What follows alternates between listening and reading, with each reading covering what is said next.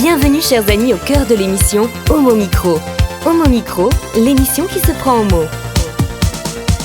Au cœur de la culture LGBT, QI+, Brahim Naik Balk, entouré de ses chroniqueurs, inonde de couleurs les ondes depuis 2004. L'aventure continue avec cette nouvelle émission qui commence maintenant. Avec le cercle des chroniqueurs, heureux de vous retrouver avec Annabelle Guiraud, Santé pour Yel, qui est avec nous à nouveau. Bonsoir Annabelle, comment ça va ? Bonsoir à toutes et tous. Quel est le programme ce soir ? Ce soir, dans Santé pour Yel, on va parler lutte contre le sida et l'on verra ensemble que cette période Covid n'a pas été propice à la prévention et au dépistage contre le VIH. La transidentité, il en sera désormais question à Homo Micro. Nous sommes vraiment très ravis d'accueillir Adam First, si je prononce bien son nom, autrement il me reprendra, pour une nouvelle chronique. Dis-moi Adam, comme elle s'intitulera. Merci de nous rejoindre Adam. Bonsoir à toutes et à tous, merci de m'accueillir ici. Donc oui, on va parler de transidentité et voilà, j'ai hâte de commencer l'émission avec vous tous. Alors le thème de ce soir, tu vas revenir sur un certain nombre de choses et l'angle en général, c'est un peu de nous expliquer un certain nombre de choses dans ce domaine en fait. Exactement. Et nous sommes aussi avec Anna Aguirre, LGBT+ série, c'est bien la voix féminine du lundi soir. Et on pense bien sûr à notre ami David Alphen qui sera là la semaine prochaine. Bonsoir à tous et à toutes. Oui, ça fait longtemps que j'ai pas fait d'émission avec lui. Ouais. J'espère qu'on en refera une bientôt ensemble. Le thème de... Et du coup, ce soir, on va parler de bisexualité dans les séries. Tout un programme. Antonin Crène ou Crine, alors c'est Crène bien sûr. Écoute, je ne ouais. sais jamais dire ton nom, mais... Mais je ne sais pas pourquoi, c'est une erreur que tout le monde fait. C'est vrai ? Oui, Crine, donc Crène. Antonin Crène. Ouais, Crène. Tu reviens pour la première, pour toi, de la saison. Merci de revenir parmi nous. On est vraiment très ravis de t'avoir ce soir. En fin d'émission, on t'écoutera avec attention. Il s'agira de... Eh bien, comme c'est la première de la rentrée pour moi, même si les vacances sont déjà un petit peu anciennes pour d'autres, je vais vous parler simplement d'un truc fort qui m'est arrivé cet été et qui reste... j'espère que je vais le garder en tête longtemps.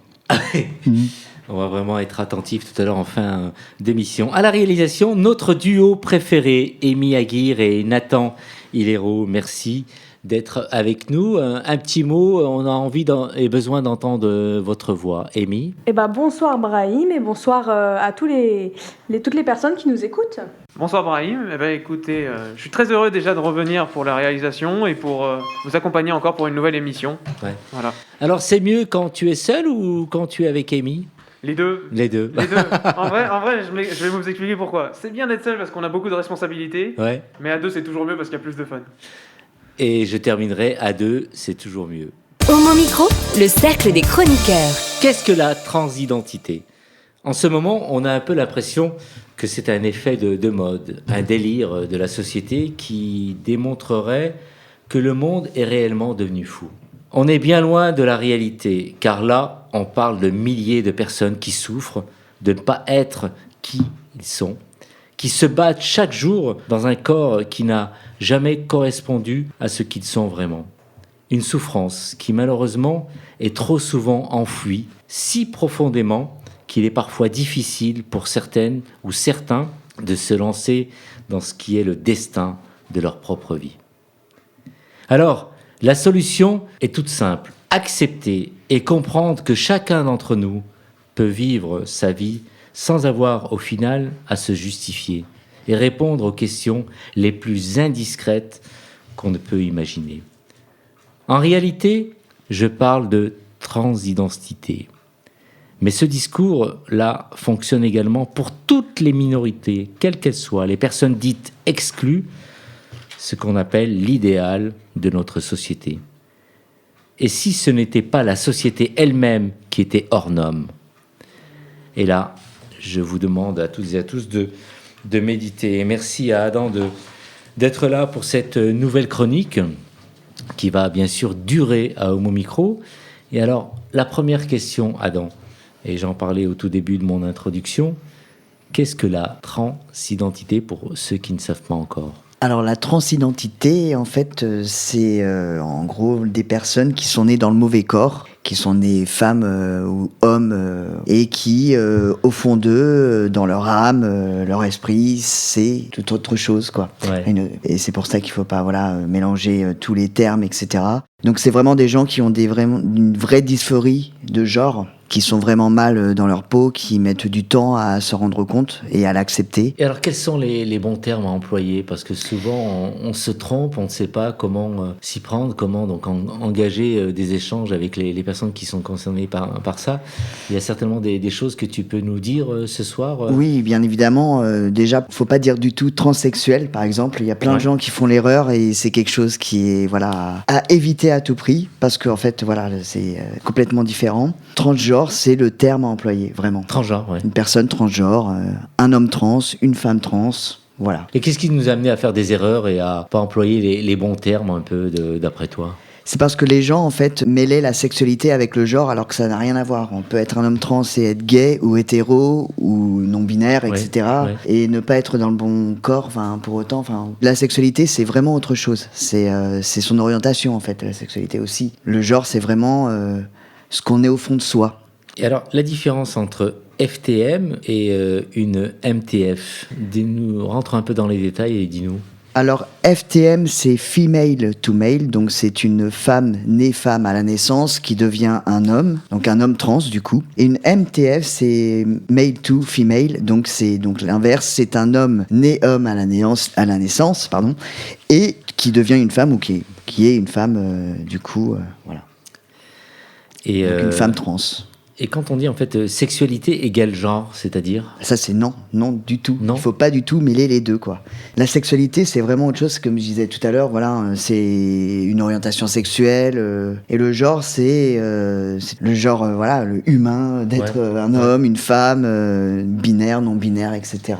Alors, vers qui vraiment se tourner quand on se pose un certain nombre de questions sur son genre? Il y a beaucoup de questions qui se posent dans ce domaine-là et on ne sait jamais vraiment comment. Ouais, c'est vrai que c'est assez compliqué de s'accepter au départ quand on a plein de questions et qu'on se demande qu'est-ce qui se passe, parce que c'est vraiment quelque chose qui se passe en nous.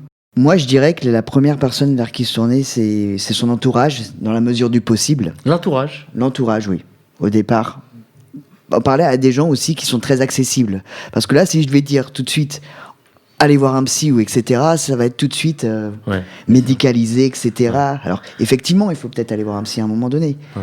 Mais déjà, au départ, parler avec quelqu'un de confiance. Alors, l'entourage, parce que parfois, quand on s'adresse, le premier entourage, c'est les parents, c'est peut-être les frères et sœurs, mais souvent, c'est un retour qu'on a qui n'est pas toujours positif quelque part. Oui, effectivement. Alors l'entourage, ça peut être aussi un prof, si on est à l'école, ou son ami, même quelqu'un qui a son âge, ou etc.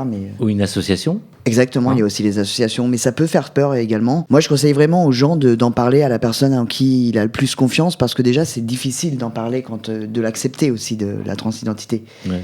Pour soi-même. Donc, je pense que c'est plus facile d'aller vers quelqu'un qu'on connaît bien, à qui on peut se confier comme un meilleur ami ou une meilleure amie. À partir de quel âge, d'après toi, une personne peut commencer à s'exprimer et à dire des choses à son entourage? Parce que c'est jamais simple, un peu. Le temps qu'on se découvre, qu'on sache vraiment, et quand on ne sait pas qui on est. Est-ce qu'il y a un âge où il n'y a pas du tout? Est-ce que c'est à la préadolescence, l'adolescence ou... Je pense qu'il n'y a vraiment pas du tout de règle, parce que les gens le savent au fond d'eux depuis toujours, en fait. C'est quelque chose... moi-même, je l'ai su depuis toujours. Ouais. Sauf que avec la société, avec ce qui se passe, ce qu'on voit dans la ville où on vit, dans le pays où on vit, on peut avoir des peurs et se le renier complètement. Donc, en fait, l'âge où on peut en parler, c'est peut-être l'âge où justement on est prêt, tout simplement. Tu parlais de toi-même, alors je ne sais pas si tu souhaites nous partager un peu ton expérience et nous dire un peu comment les choses se sont faites à ton niveau. Alors à mon niveau, faut savoir que moi j'ai commencé ma transition à l'âge de 34 ans, à peu près, où j'ai commencé à en reparler en fait et à ressonger à ma transition, parce qu'en fait je l'ai toujours su. Sauf qu'il y a 20 ans en arrière, quand j'étais ado et que j'ai essayé de regarder ce que c'était la transidentité, ça m'a fait extrêmement peur, parce qu'on n'était pas bien informés, il n'y avait pas les chaînes YouTube, etc. Finalement, en fait, ça m'est revenu comme un boomerang, donc 20 ans plus tard, où j'étais avec ma petite amie de l'époque, tout simplement. Et en fait, j'en ai parlé alors que j'en avais plus reparlé depuis ces 20 années.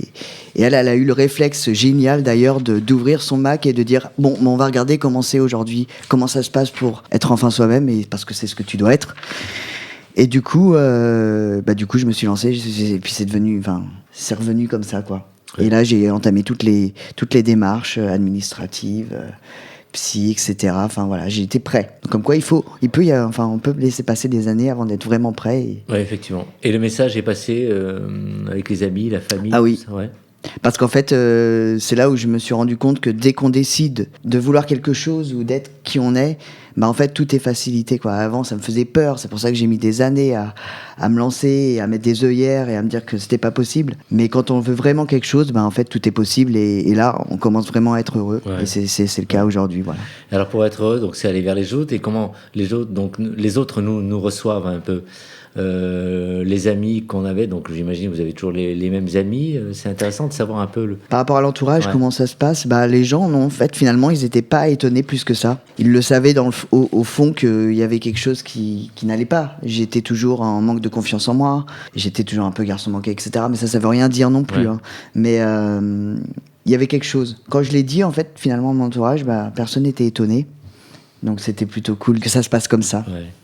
Alors, pour celles et ceux qui nous écoutent, comment se passe une transition en France? Les facilités, les difficultés, le combat à mener pour arriver à ce que tu viens de nous expliquer pour toi, mais pour d'autres, je pense qu'il y a un certain nombre d'éléments de réponse à apporter. Je trouve qu'aujourd'hui, ça se passe relativement bien, une transition de ce que j'ai vu, donc surtout en Ile-de-France, bien sûr, hein, parce que je sais qu'il y a des personnes trans qui, justement, ont du mal à entamer leur transition et à la démarrer parce qu'il n'y a pas assez de médecins qui sont spécialisés, par exemple un endocrinologue dans le fin fond de la France, par exemple, peu importe, ne va pas forcément se spécialiser dans la transidentité.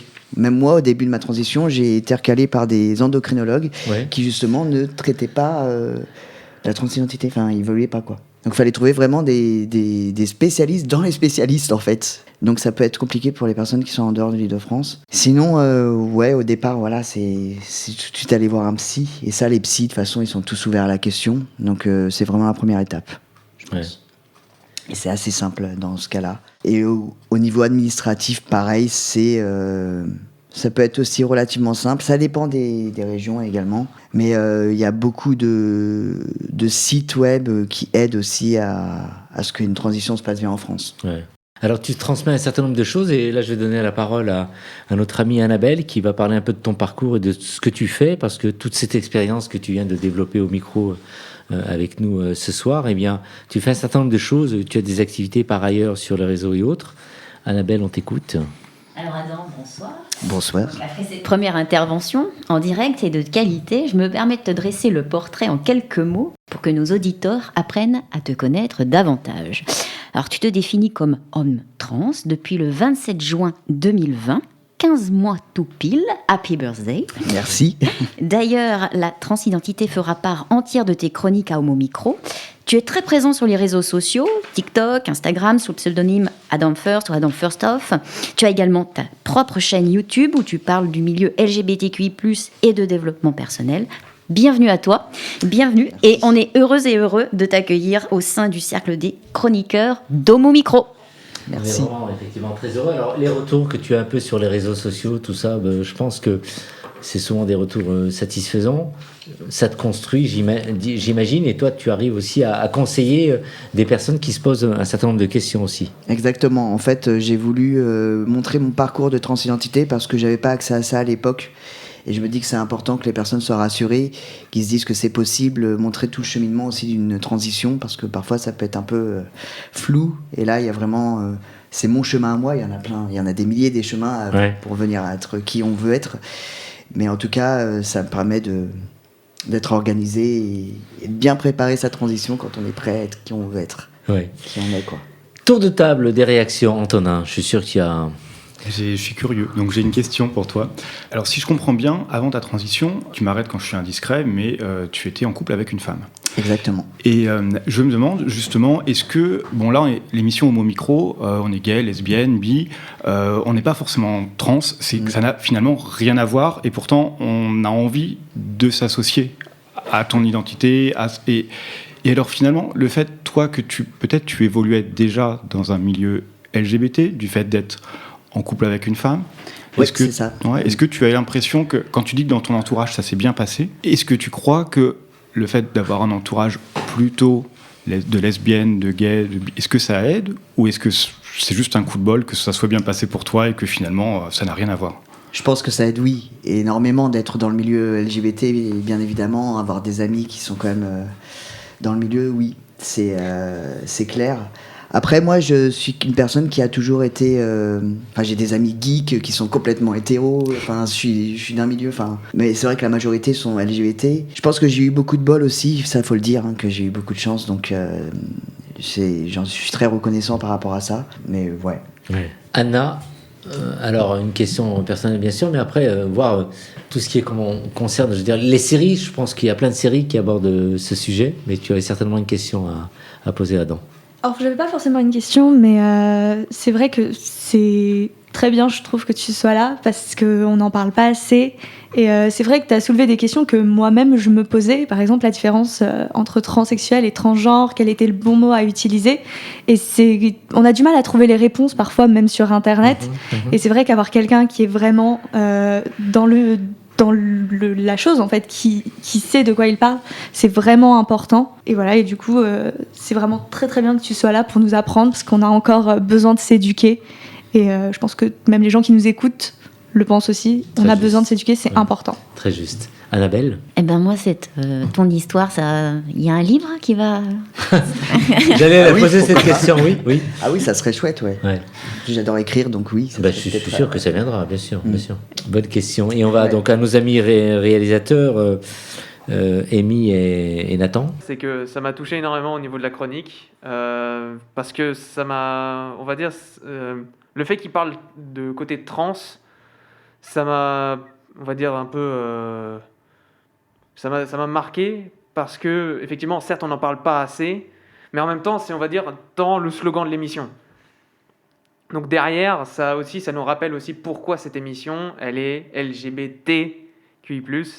Donc c'est pour ça qu'on a ce côté trans, et c'est pour ça que cette chronique est même importante, pour rappeler à nos auditeurs qu'on n'oublie pas les trans, et qu'il y a tous les horizons qui sont, peu importe leur caractère sexuel, ils sont tous présents dans cette émission, et que s'ils nous écoutent, écoutez, vous êtes toujours les bienvenus, revenez de plus en plus, et puis voilà, les trans ne sont pas oubliés, il ne faut pas oublier, ils sont toujours là avec nous, sur cette partie-là.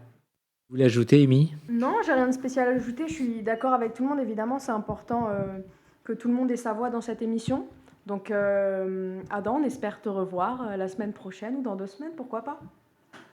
Justement, rappelle-nous un peu les différents réseaux sociaux où on peut te retrouver. Alors, sur Instagram, TikTok, YouTube et Facebook. Voilà. Merci à toi et Merci. Tu resteras jusqu'au bout. Merci. Homo Micro, le cercle des chroniqueurs. Et c'est le moment de retrouver Denis Martin Chabot dans Planète Arc-en-Ciel qui va nous parler d'un nouveau livre. Il s'agit d'un guide de bonne conduite sexuelle à l'usage des garçons.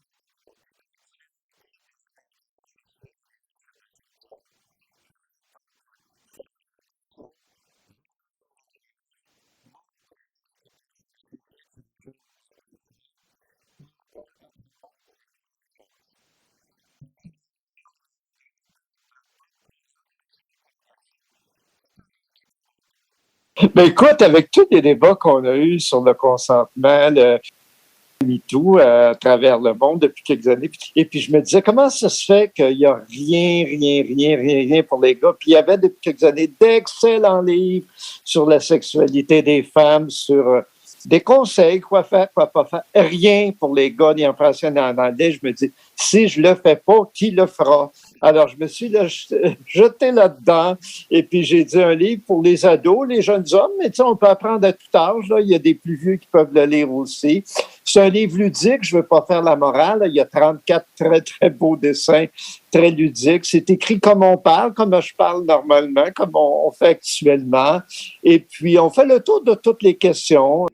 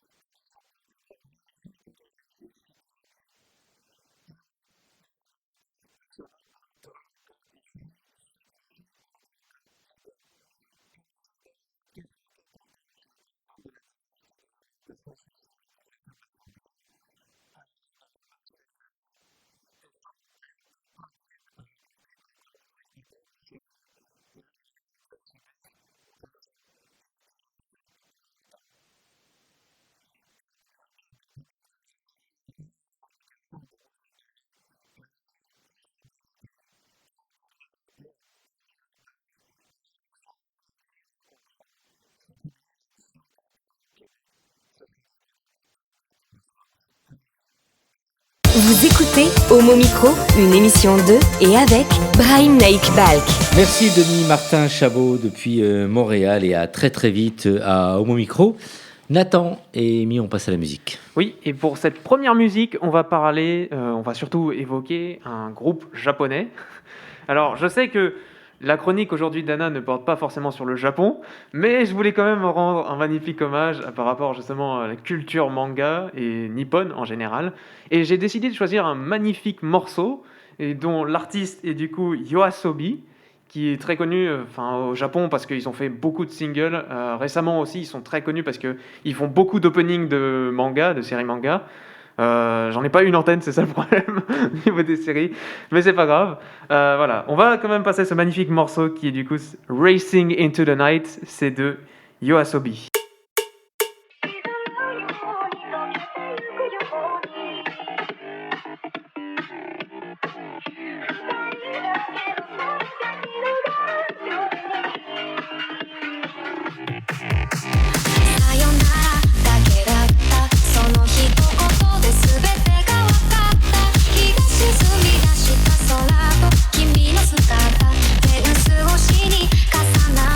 初めて会った瞬間僕の心の全てを奪った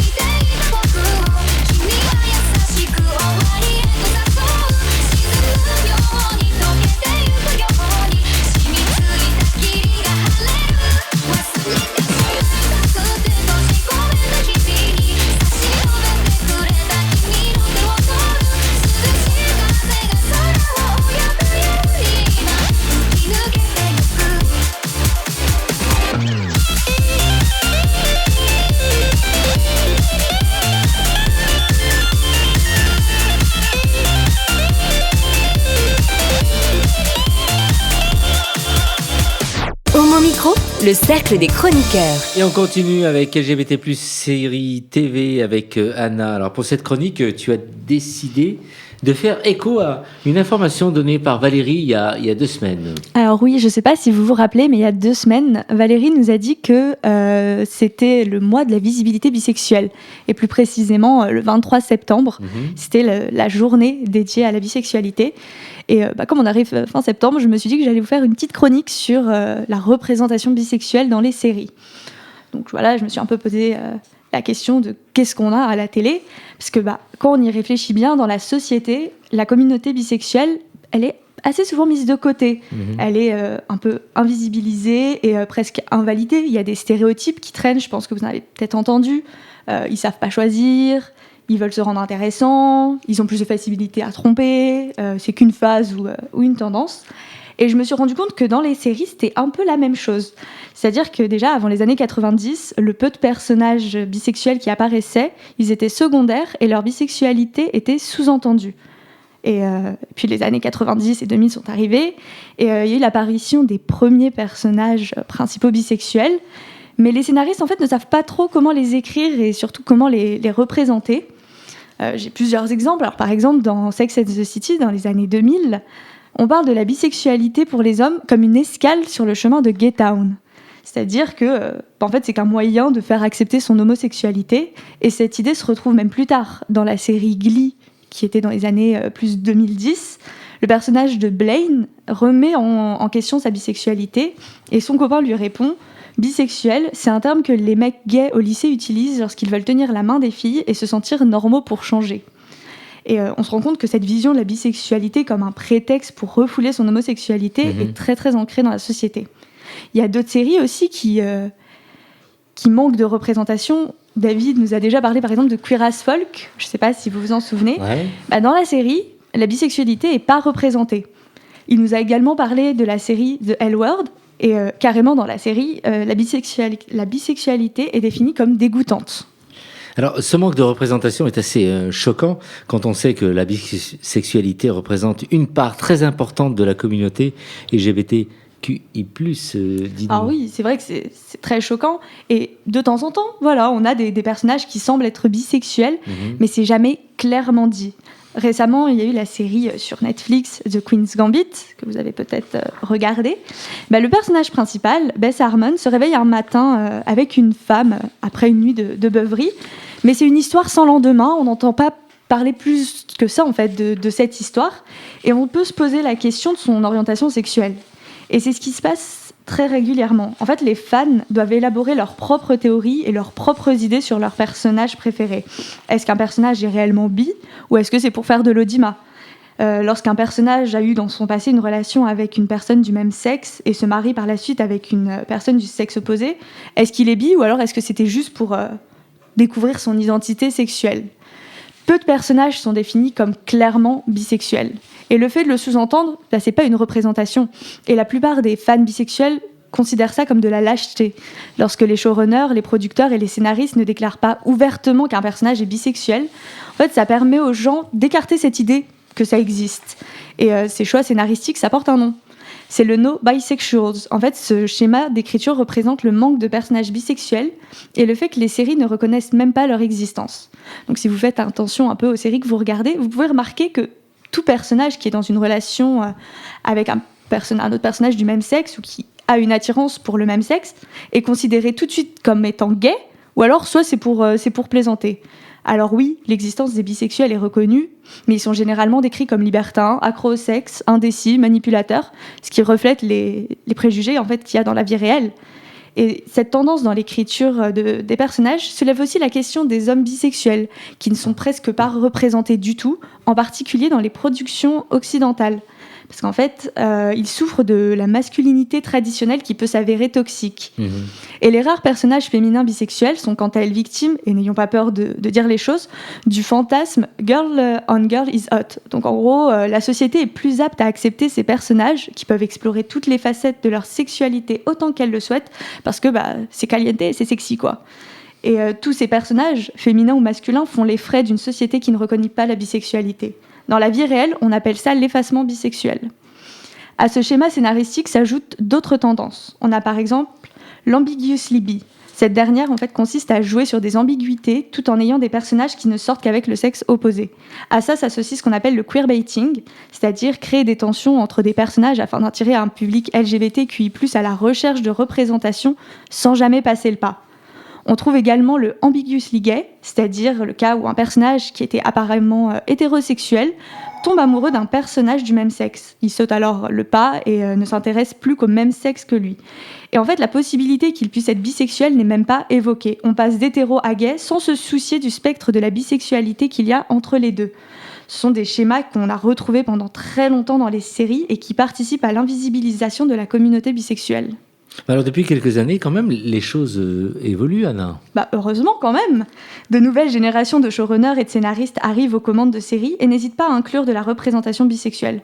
On peut remercier Shonda Rhimes et Ryan Murphy qui sont en tête de file de cette nouvelle vague. Ils ont choisi de centrer leur série sur des personnages bi. Ryan Murphy, par exemple, alors malgré la présence de clichés, a clairement été avant-gardiste avec Nip Tuck, proposant au moins 5 personnages qui appartiennent au spectre de la bisexualité.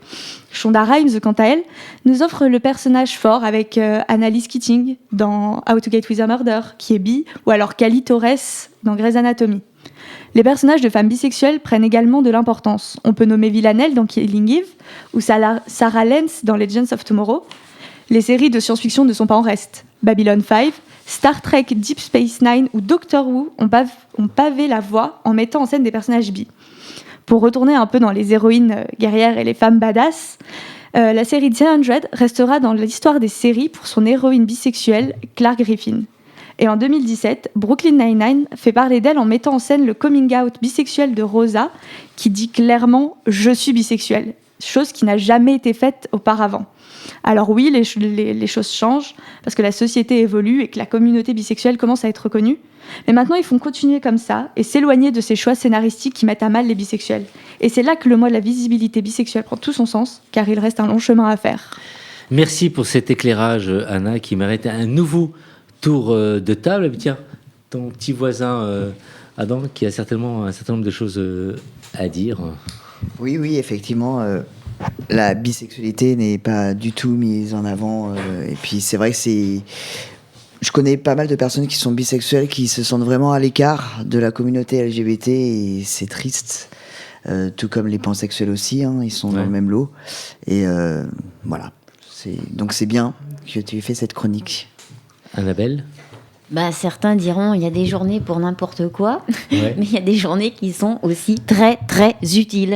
Et il y a encore beaucoup de choses à déconstruire. On le voit avec la transidentité, avec la bisexualité. Regarde, l'homosexualité est à peu près maîtrisée, à peu près, on va dire, mais il y a encore du boulot. Ouais. Antonin ? Moi, je me demande si cette invisibilité, c'est pas aussi une grande paresse de scénariste, parce que pour prendre l'exemple d'un personnage gay, en général, on va le définir comme gay parce qu'il est en relation avec un homme.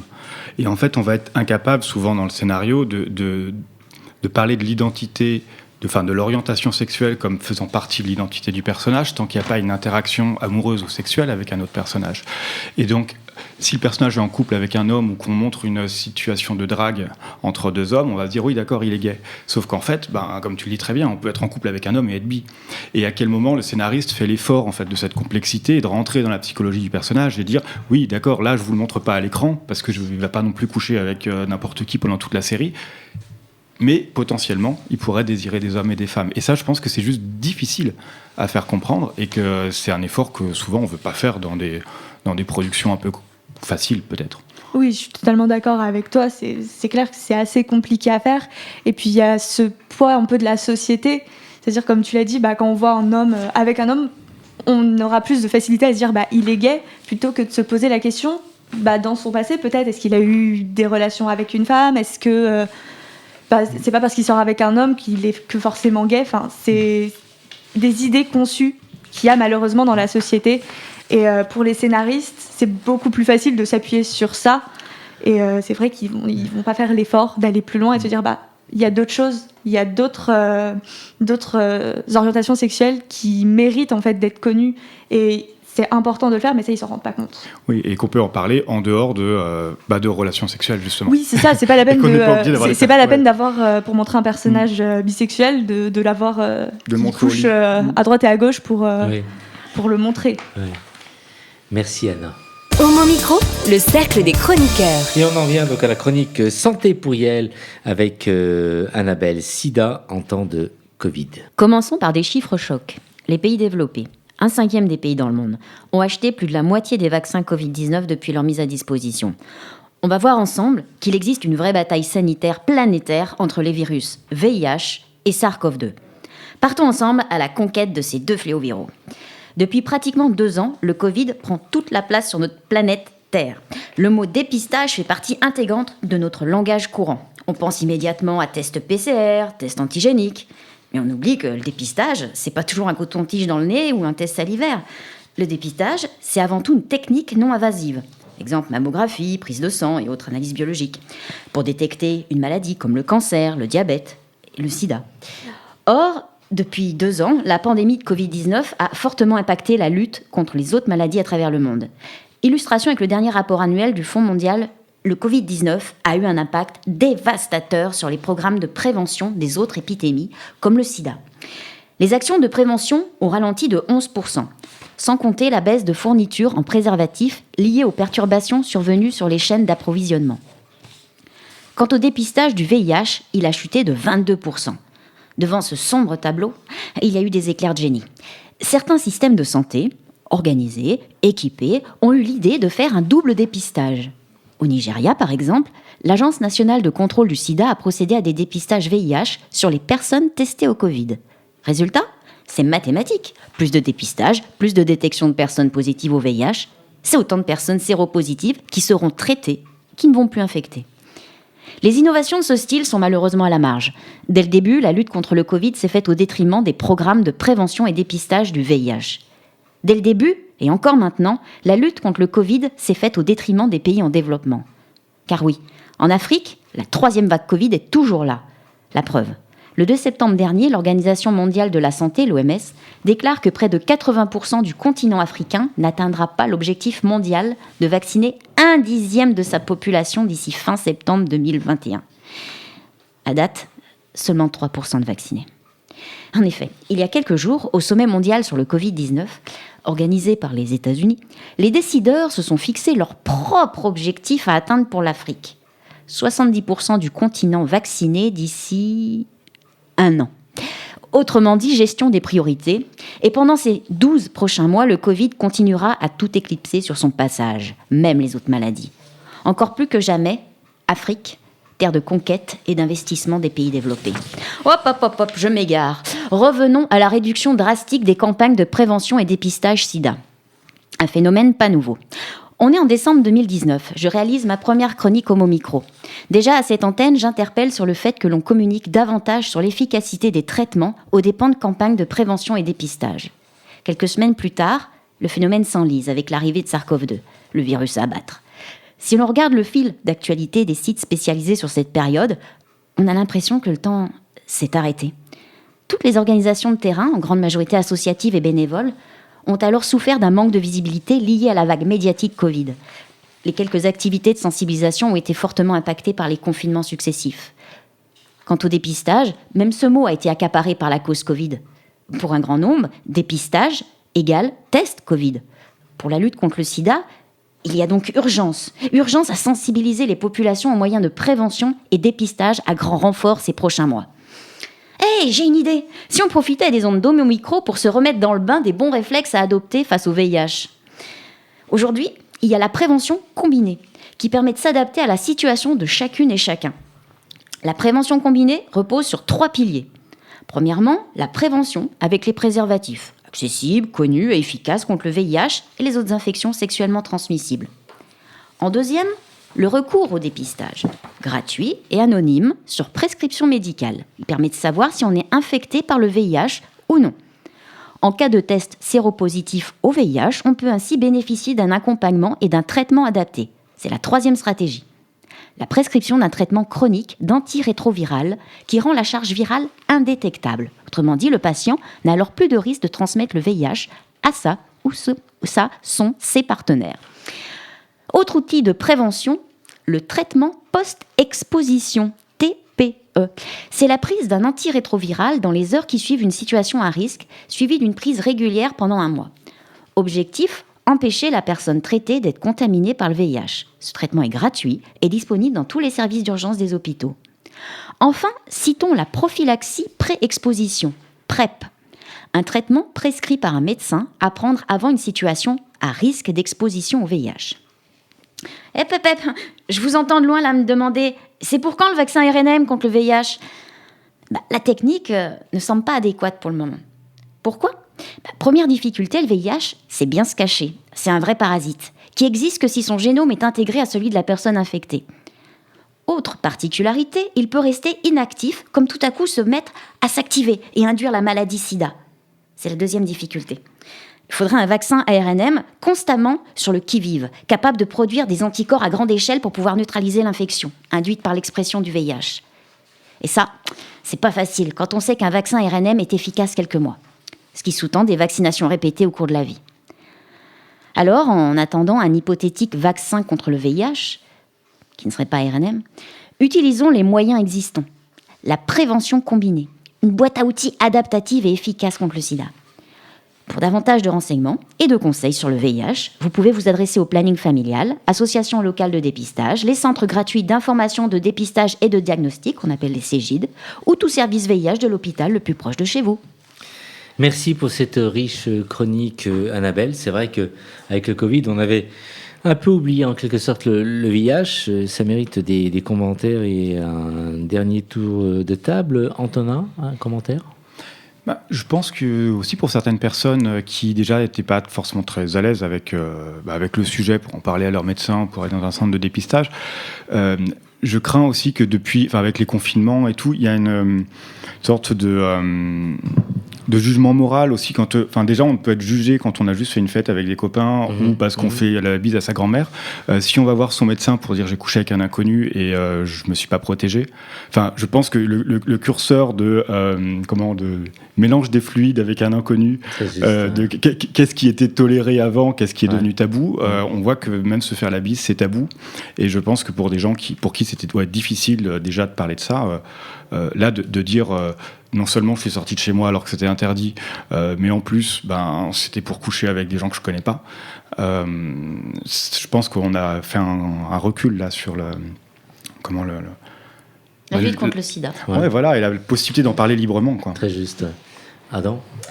Ouais, et puis avec cette période Covid justement, je pense que du coup les gens en avaient marre aussi des tests. C'est pour ça qu'il y a eu, je pense, une baisse aussi au niveau de ça. Et en fait, même la société faisait que de parler de ça, du Covid, qu'on a oublié presque tout ce qu'il y avait autour.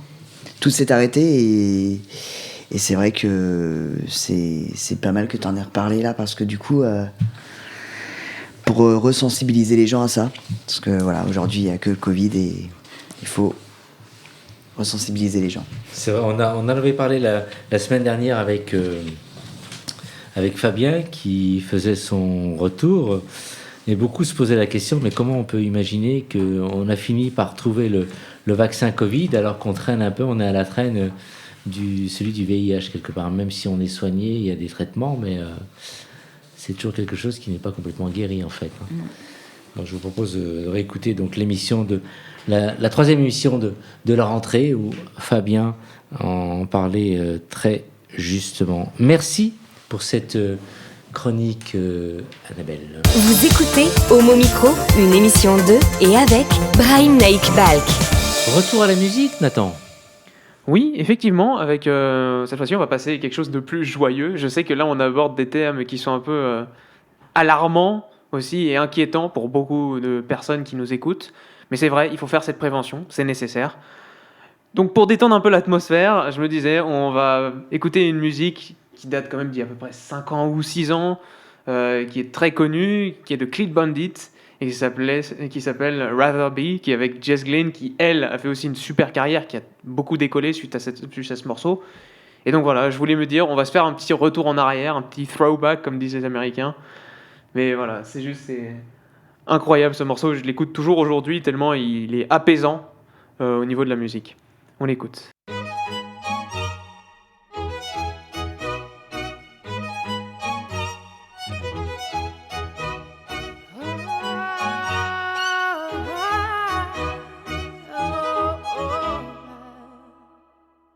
We're 1,000 miles from comfort.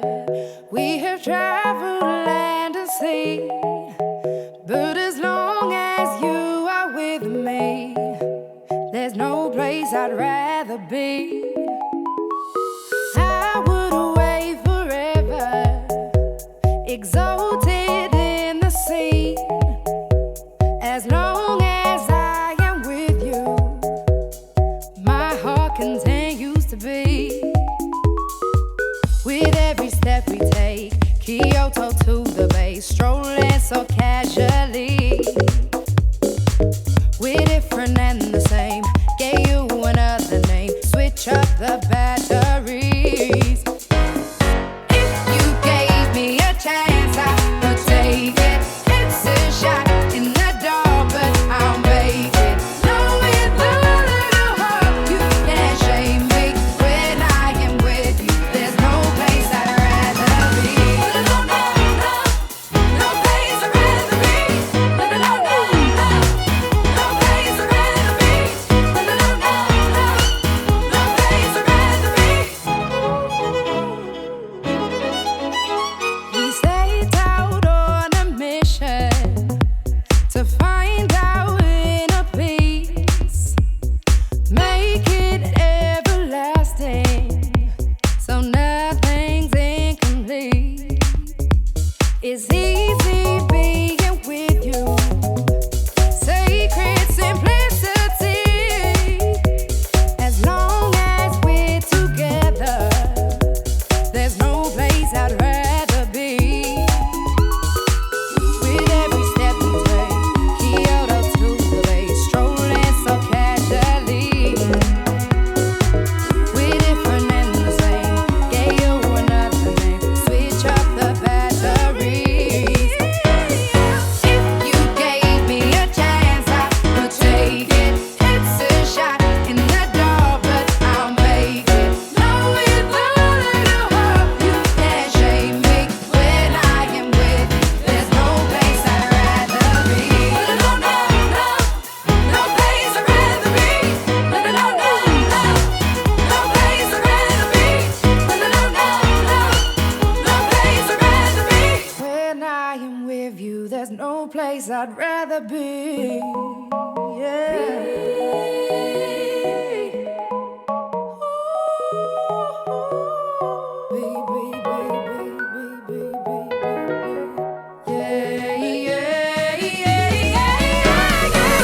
You gave me a chance, I would take it. It's a shot in the dark, but I'll make it. Knowing the little heart you can't shake me. When I am with you, there's no place I'd rather be. No place I'd rather be. No place I'd rather be. No place I'd rather be. When I am with you, there's no place I'd rather be. Homo Micro, le cercle des chroniqueurs. Alors, j'allais bien sûr revenir vers les chroniqueurs qui font cette émission ce soir. S'il fallait que tu rappelles le thème de ta chronique ce soir. Alors moi, Anna. ce soir, c'était la bisexualité dans les séries. Ouais. Parce que ça manque et il y a encore plein de choses à faire dessus. Annabelle, on vient de t'entendre. Sida en tant de Covid. Ouais. Et c'était la première tout à l'heure de notre ami Adam, Où on parlait de transidentité.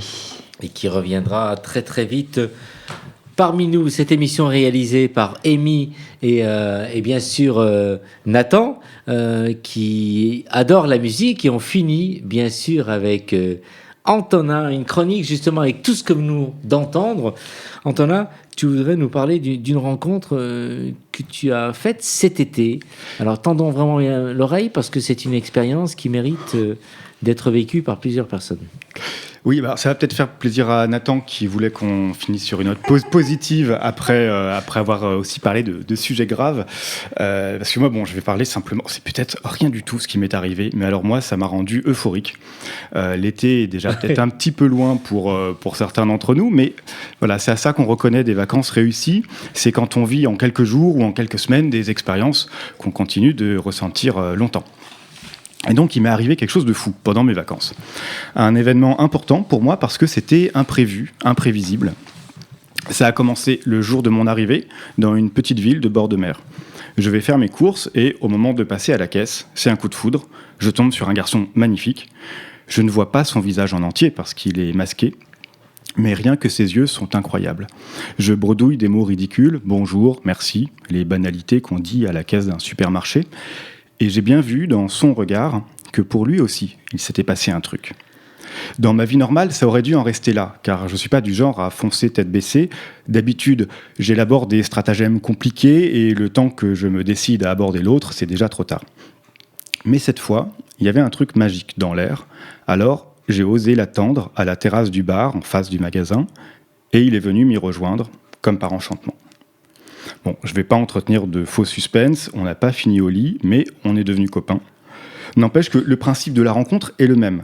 Ça a commencé par un plan drague.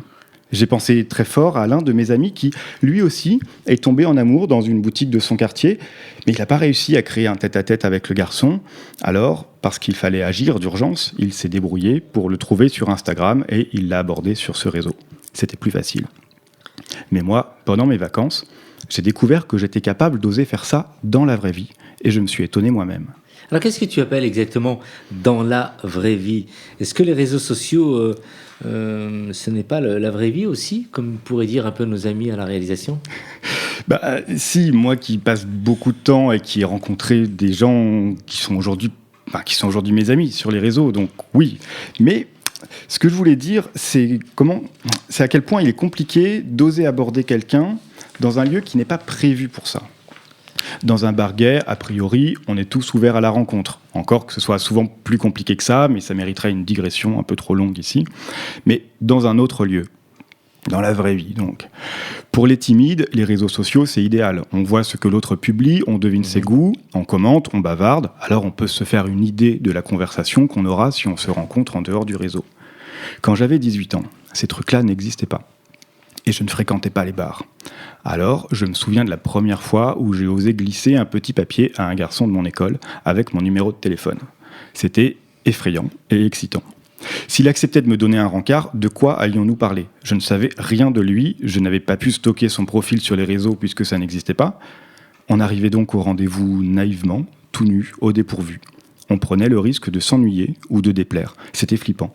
Maintenant que les applis existent, je croyais que personne ne faisait plus ça, et pourtant, au début de cet été, avant l'épisode que j'ai raconté au début de cette chronique, donc, si vous suivez encore, à Paris, j'étais en terrasse avec un ami, le serveur s'est approché, il m'a donné un petit papier avec un numéro de téléphone, à l'ancienne, en me disant qu'il faisait le messager pour un garçon timide qui m'avait remarqué.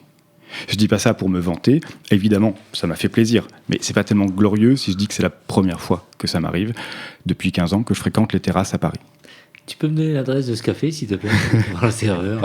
Après l'émission. Ouais. Alors, c'est donc le moment où les cafés venaient tout juste de rouvrir, Antonin. Et c'est peut-être pour ça que ça m'est arrivé à ce moment-là. Parce que c'était un moment un peu euphorique. Je me suis dit que ce garçon devait être comme moi, qu'il se sentait pousser des ailes parce qu'il avait souffert du manque. Pendant tous ces confinements, j'ai réussi à voir mes amis, tant bien que mal. Mais ce sont les nouvelles têtes qui m'ont manqué, les surprises. On vit dans un monde qui minimise les risques. Par exemple, on achète des trucs en ligne après avoir tout comparé, plutôt que de se laisser séduire par le baratin d'un vendeur. On commande des repas à domicile, au même prix que le resto, plutôt que de sortir de chez soi. Je les vois, mes voisins qui font ça, qui invitent leurs amis à la maison, mais qui ne participent jamais aux apéros dans la cour, où ils risqueraient de rencontrer des gens différents. Je ne leur jette pas la pierre, ils ne sont pas forcément d'affreux misanthropes. Il y a aussi des vrais timides. Et pour les timides, cette époque est à la fois rassurante et terrible. On nous encourage à ne plus aller vers l'inconnu.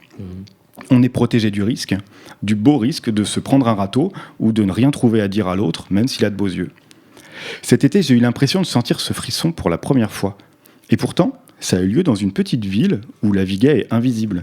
et où je suis sûr que la plupart des gens ne captent pas les signaux qui nous ont permis de nous reconnaître, ce garçon et moi, dans un lieu qui n'était pas fait pour la drague.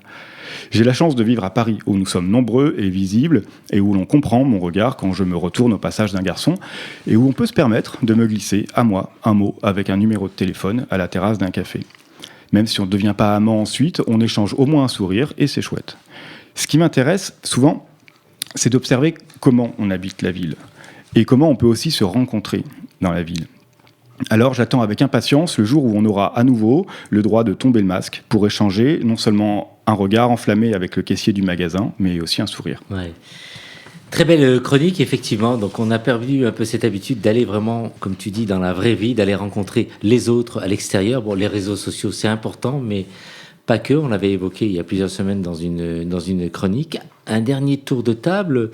Soit vous pouvez évoquer des anecdotes vous concernant personnellement, ou nous dire un peu ce que vous pensez de cette chronique de notre cher Antonin. Et alors, Antonin, il vient de nous décrire un certain nombre de choses, mais Antonin, il vit aussi avec quelqu'un, donc il nous expliquera comment il peut se permettre de vivre avec quelqu'un et de s'intéresser aux autres. Ce sera peut-être le thème d'une prochaine chronique. Hein. Ouais, il n'y aura pas de tabou, je peux tout raconter. Ouais.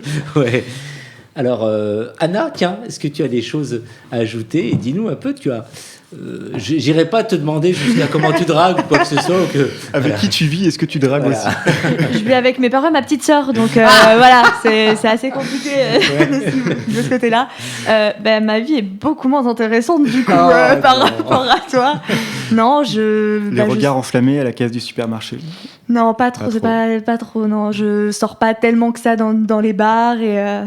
C'est vrai que moi, j'utilise beaucoup les réseaux sociaux, peut-être parce que je suis plus jeune et que c'est ancré dans mon quotidien. Donc c'est vrai que moi, je passe beaucoup par les réseaux sociaux. J'ai beaucoup d'amis que j'ai rencontrés par les réseaux sociaux. Donc j'ai peut-être une approche un petit peu différente, je ne sais pas. Mais non, moi, j'ai pas d'anecdote aussi sympa que la tienne. J'ai pas de...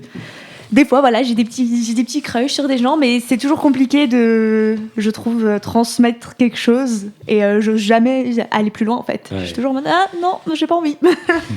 Annabelle, tu as été plus loin pour rencontrer la personne avec qui tu vis en ce moment, donc ça te suffit. No comment. Et parlons bien. Où es-tu parti en vacances? Oui, ça va intéresser sûrement pas mal d'auditeurs. C'était à Concarneau, mais ce qui n'est pas spécialement connu pour les rencontres gays, mais ça arrive partout. Adam? Eh bien, moi, ce qui m'avait frappé, c'est la sortie du confinement et que les bars avaient enfin rouvert. C'est que ce jour-là, je me rappelle qu'il a plu parce que les gens restaient coûte que coûte, sous la pluie, avec leur parapluie. Il pouvait y avoir une tempête, un raz-de-marée. Les gens étaient là, ils restaient, quoi. Et ça m'avait vraiment frappé. Ouais. Merci à toutes et à tous. Alors, dernière petite question à nos amis réalisateurs. Vous êtes pour la vraie vie, aller vers les autres ou les réseaux sociaux? Amy? Moi, je trouve que justement la chronique d'Antonin était intéressante parce que on sort d'une période où on a été beaucoup sur les réseaux ou en visioconférence, on a été beaucoup en ligne. Donc je pense que c'est important que tu rappelles que maintenant qu'on peut sortir, y a tout qui reprend et il faut reprendre, quoi. Et alors notre ami réalisateur aussi, Nathan, il est pour la vraie vie parce qu'il devait monter l'émission mercredi dernier. Ça a été fait au dernier moment parce qu'il avait une super rencontre et aventure. Tu peux peut-être nous en dire plus? Non, non. Non, en vrai, c'était pas pour ça. C'est juste, voilà, je devais me préparer pour un examen. Donc, c'était différent.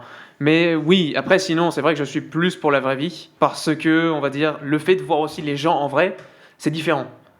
Les voir derrière un écran, c'est intéressant, mais les voir en vrai, savoir vraiment à quoi ils ressemblent, au lieu de les voir en 2D, là, tu les vois vraiment en 3D, tu les vois en chair et en os, c'est complètement différent d'un truc où tu es scotché déjà devant un écran. Déjà, en plus, tu t'abîmes les yeux, parce qu'on sait à quel point, nous, jeunes, on reste beaucoup devant notre écran et on consomme énormément. Alors oui, c'est vrai, sortir et voir les personnes, autres que, du coup, les membres de sa famille, avec lesquels on est la plupart du temps enfermés, c'est vrai que c'est différent, mais ça fait aussi énormément de bien, parce que du coup, on apprend peut-être aussi à connaître un peu les personnes plus qu'on le souhaiterait. On parle, ok, peut-être en privé, en message, mais dans la vraie vie, du coup, on a les vraies réactions en temps donné. On n'attend pas, je sais pas moi, X temps par rapport à un message, alors que dès qu'on pose une question dans la vraie vie, on laisse un petit peu de temps, genre peut-être 30 secondes de réflexion, 1 minute grand max, et derrière, ils nous répondent. Mais c'est vrai que c'est pour ça, donc la vraie vie, c'est vraiment incroyable. Et ça ramène, on va dire, le contact actuelle pour ça. Moi, en général, j'aime bien la vraie vie, surtout quand les gens sont derrière moi. Merci. Merci d'avoir été à l'écoute. À toutes et à tous, et à très vite pour une prochaine émission. Et merci pour cette première, Adam. Merci à vous tous et à toutes de m'avoir accueilli si Bravo. chaleureusement. Bravo. À bientôt. On vous embrasse. Bonne semaine. Hey! Oh non! Cette émission est maintenant terminée. Mais un conseil, retrouvez l'ensemble des podcasts d'Homo Micro, l'émission qui se prend au mot, sur toutes les bonnes plateformes de streaming.